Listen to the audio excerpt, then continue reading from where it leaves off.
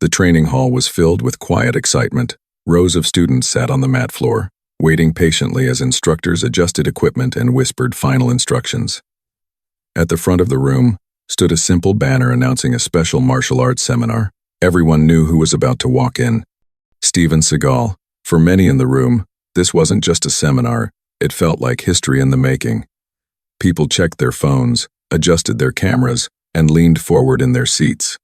Some had traveled long distances just to see him in person. The doors finally opened, and Steven stepped inside calmly, dressed simply, greeting the crowd with a polite nod. There was no dramatic entrance, no loud announcement, just quiet confidence. The room settled into respectful silence. Steven walked toward the front, placing his bag beside the mat. He began speaking in a steady, calm voice, sharing a few words about discipline, patience, and respect in martial arts. His tone was gentle, but his presence was commanding. Everyone listened carefully. Then something changed. From the back of the room, a man stood up. He walked forward slowly, his footsteps echoing lightly across the mat floor. He looked confident, almost too confident. Some people recognized him immediately. It was Frank Dux. A few quiet whispers spread through the crowd. Is that really him? What's he doing here? Frank stopped a few steps away from Steven. He crossed his arms and looked around the room as if measuring the attention. The atmosphere shifted from calm curiosity to quiet tension. Steven turned and acknowledged him politely. Frank smiled slightly and said, in a clear voice, that he had a question about Steven's techniques and real-world experience. At first, his tone sounded calm, almost respectful, but there was something sharp underneath his words. The students leaned forward. Steven listened patiently, hands relaxed at his sides. Frank continued, speaking a little louder now, suggesting that some styles were more effective than others and hinting that movie training was different from real-life application. He didn't insult anyone directly, but his meaning was clear enough to make the room uncomfortable. A quiet ripple of murmurs moved through the crowd. Steven didn't interrupt him. He didn't raise his voice. He simply watched Frank carefully, his expression steady and thoughtful. And in that silence, everyone could feel it. This was no longer just a seminar. Something unexpected was beginning, and nobody in that room had any idea how it was going to end. For a few seconds, nobody spoke. Frank Dux stood near the front of the mat, arms crossed, waiting for a response. His question still hung in the air, thick with meaning. What sounded like curiosity on the surface felt more like a challenge underneath, the kind that made people shift in their seats.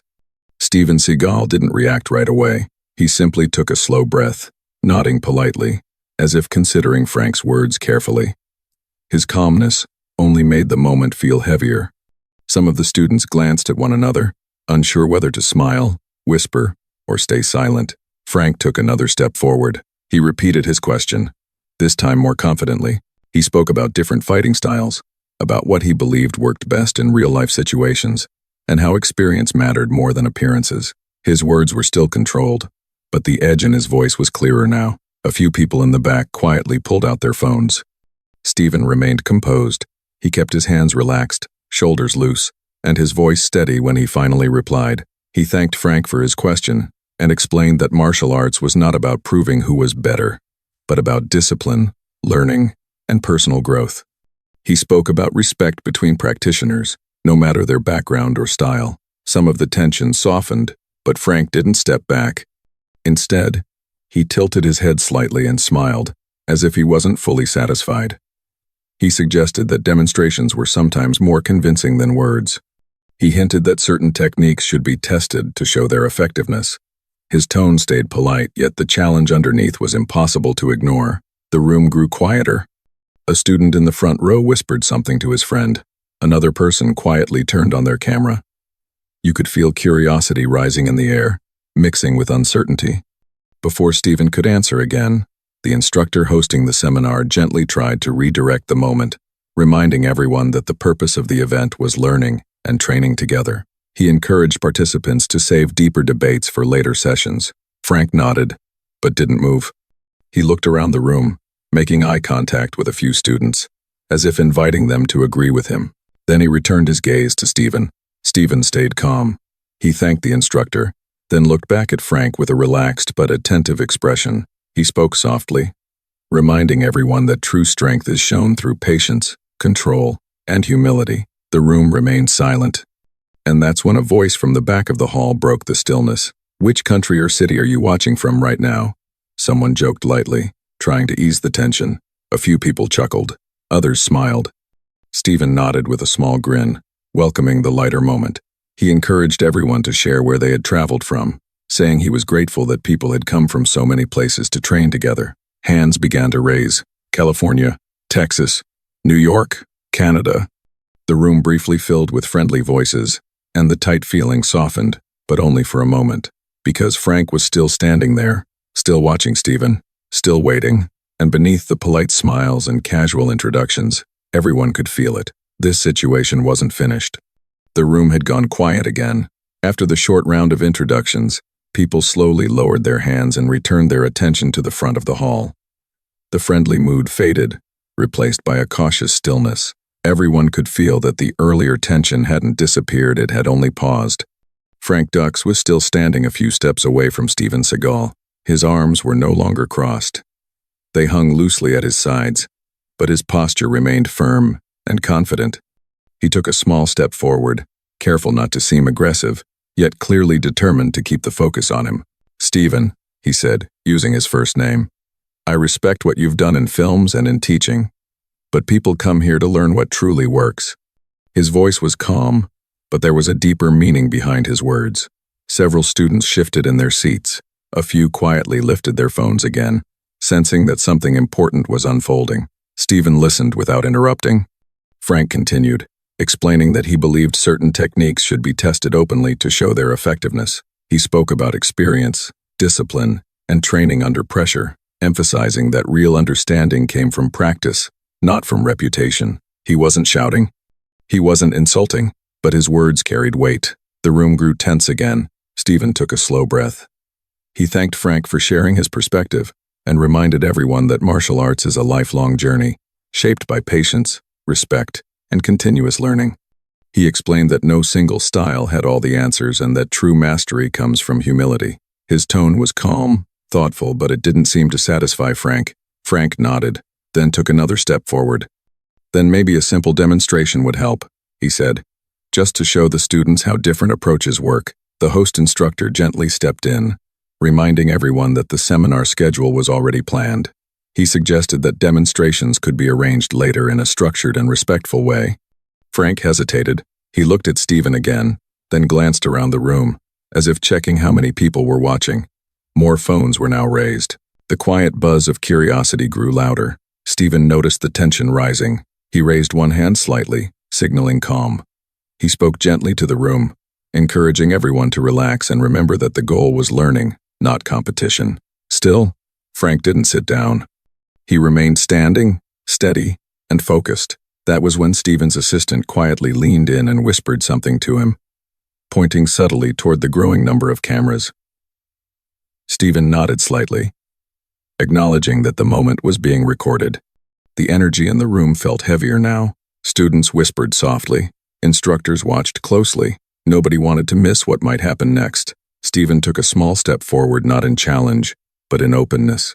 He thanked Frank again for his passion and said that if there was time later, they could arrange a controlled, respectful demonstration for educational purposes. His voice remained steady, respectful, and calm, but Frank didn't answer right away. Instead, he paused, as if deciding his next move. The silence stretched. Then Frank spoke again, slower this time. "I'm not here to cause trouble," he said. "I just believe that students deserve to see what truly works." Some people nodded. Others looked uncertain. Steven met his eyes. "And I believe students deserve respect, safety, and patience," Steven replied. "That's what real training is about." The words were calm, but the room felt electric. Everyone could sense that the situation was approaching a turning point, even if nothing dramatic had happened yet. And then the host instructor addressed the room again, inviting everyone to take a short break while they prepared the next training segment. But before the break fully began, a quiet question spread through the audience. "If this were happening in front of you, what would you do?" People began whispering their thoughts.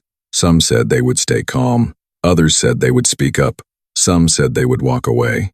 And in that moment, the entire room was no longer just watching a seminar. They were emotionally involved. They were choosing sides in their minds. And they were waiting for what would come next. The short break was supposed to calm the room. Students stood, stretched their legs, and quietly talked among themselves.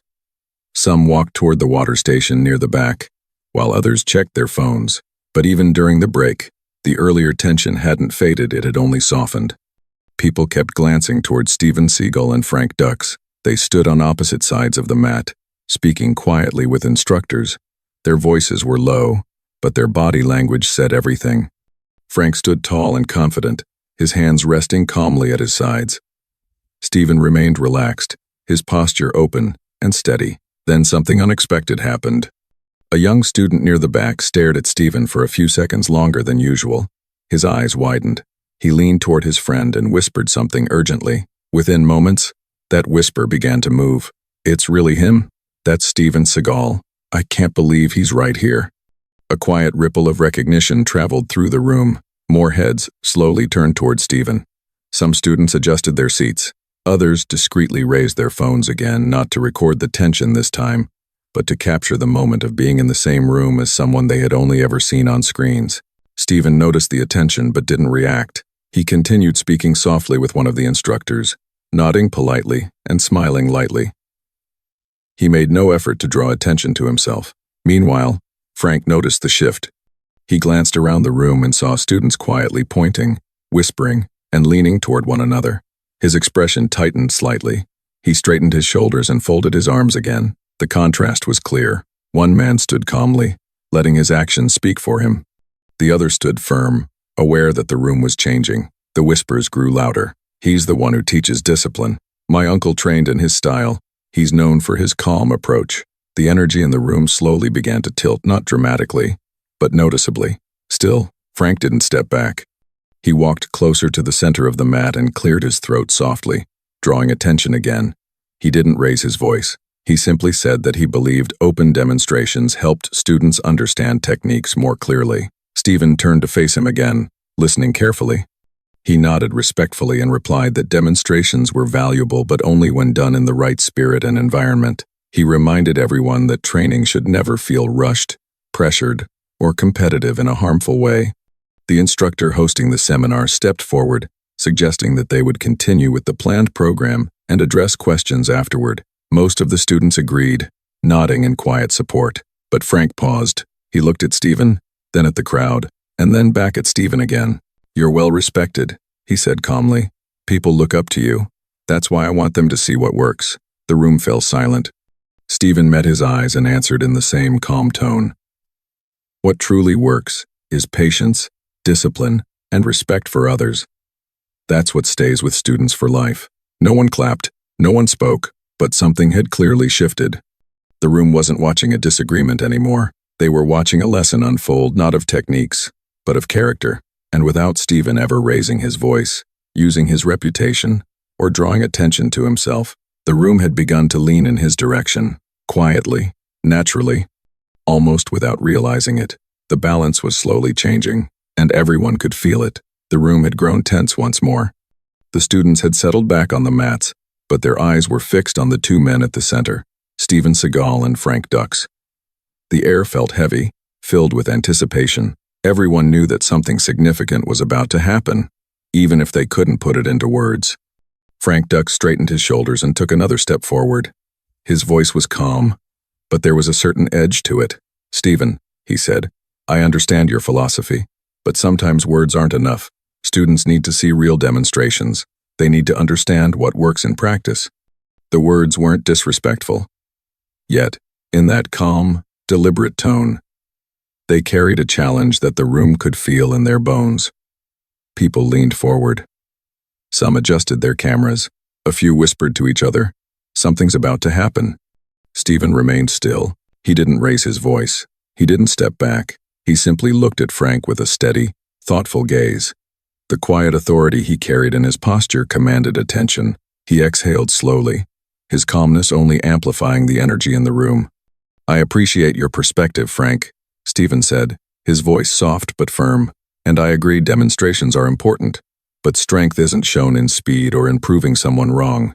True strength," he paused for effect, "comes from patience, respect, and knowing when to act. The room went quiet. You could hear the soft shuffle of mats as students shifted in their seats. Every word Steven spoke carried weight. People were hanging on his tone, his expressions, the deliberate calmness of his every movement. Frank smiled faintly, acknowledging the point, but he didn't retreat. Instead, he tilted his head slightly and added, "Sometimes, students need to see the difference for themselves. Theory only goes so far." Steven nodded. He stepped forward slowly, closing just a little of the distance between them, but without aggression. His hands were relaxed at his sides. His voice was calm, yet every word carried authority. "You're right," he said. "Seeing is important, but it must be done in a controlled, respectful way. You cannot teach discipline by creating tension or fear. Real learning comes from understanding, patience, and humility, not ego." The room went even quieter. Everyone sensed the shift. The students' attention sharpened. They were no longer watching a debate or argument. They were watching a master demonstrate leadership, calm, and restraint in the face of a challenge. Frank's confident posture didn't falter, but there was a flicker of doubt. He had pushed, challenged, and tested, but Steven's calmness, his slow, deliberate words, and his unwavering presence were changing the atmosphere. The energy of the room had subtly shifted from expectation of conflict to admiration for composure and authority. Steven glanced around the room, making eye contact with a few students. He allowed them to absorb the lesson without ever raising his voice or acting superior. His calm authority was magnetic. Frank finally took a breath, realizing that the crowd wasn't reacting to the challenge anymore, they were reacting to the way Steven handled it. Respect had quietly replaced tension in the room. At that moment, everyone knew something profound had happened. It wasn't a physical demonstration. It wasn't a loud confrontation. It was a lesson in presence, patience, and true strength, a reminder that authority and skill aren't always shown through action, but through control, respect, and wisdom. The students leaned in. The whispers of admiration spread quietly through the room. Even Frank had to acknowledge, internally, that Steven's calm had shifted the balance. Without raising a hand or raising his voice, Steven Seagal had taken control not through intimidation, but through sheer presence and moral authority. The room held its breath. Everyone understood that the turning point had arrived. What came next would change everything. And in the quiet, tense pause that followed, you could feel the anticipation grow, because the final moment, the revelation of skill, and the lesson of humility was about to unfold. The room felt electric. Every eye was fixed on the two men at the center of the mat. The tension that had been quietly building all day now reached its peak. Students whispered to one another, cameras lifted, and every movement seemed magnified in the thick, silent anticipation. Frank Dux took a careful step forward. He had challenged Steven Seagal verbally, testing the calm authority he carried. But now, after hearing Steven's measured responses and witnessing his unwavering composure, he began to hesitate. The quiet confidence in Seagal's presence was more powerful than any words or gestures could be. Steven remained still, his gaze calm but unyielding. He hadn't raised his voice, hadn't acted impatient or defensive, yet the room seemed to bend to his presence. People leaned in closer, trying to catch every subtle movement, every nuance of expression. Then it happened. A student in the back, who had been observing carefully, whispered loudly enough for a few people to hear, "Wait, isn't that Steven Seagal?" The room immediately froze. Conversations halted mid-word. Cameras wavered in the air. Whispers turned into murmurs, spreading quickly like wildfire. "Wow, that's him, the real Steven Seagal. I can't believe he's standing right there." The energy shifted. Everyone began to see the situation in a new light. What had seemed like a simple challenge now transformed into something far bigger. The audience realized that the calm, measured man they had been watching was not just an instructor, he was a master with decades of experience and reputation that preceded him. Frank's confident expression flickered. He glanced around the room, noticing the whispers, the pointed phones, the subtle nods of recognition. The students were no longer merely spectators, they were witnesses to someone who commanded respect naturally, without raising his voice or forcing attention. Seagal, noticing the subtle shift, took a small step forward. His movement was calm, controlled, deliberate, the kind of presence that made people lean in, almost unconsciously. He spoke quietly, his tone even but undeniably authoritative. "Frank," he said, "I respect your knowledge and your experience, but true skill is shown through patience, discipline, and respect for everyone around you, not through trying to prove yourself in front of others." The room went silent. Every person in the hall felt the weight of the words. Even Frank seemed to pause, absorbing the quiet authority in Seagal's voice. He realized that the crowd wasn't reacting to him anymore, they were reacting to Steven's calm mastery. A hush fell over the entire room. No one spoke.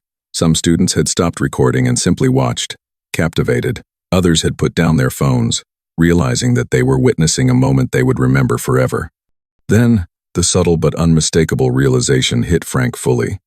He was standing face to face with a legend, not a character from the movies, not a famous name on a poster, a living, breathing master who didn't need to prove himself through ego or loud gestures. Frank's posture shifted slightly, an almost imperceptible bow of acknowledgement forming as he absorbed the lesson. The whispers in the crowd grew louder, a mixture of awe and admiration.